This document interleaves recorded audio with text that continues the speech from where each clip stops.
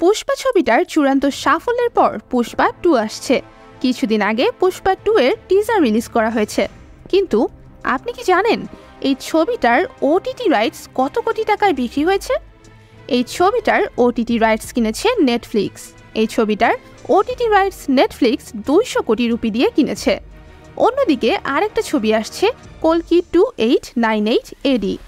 এই ছবিটার হিন্দি ভার্সনের ওটিটি রাইটস নেটফ্লিক্স কিনেছে 175 কোটি টাকা দিয়ে এবং এই ছবিটার south Indian version Amazon prime কিনেছে 200 কোটি টাকা দিয়ে।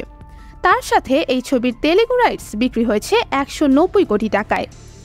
এরকম আরও আপডেটস জানতে চাইলে চ্যানেলটিকে সাবস্ক্রাইব করুন।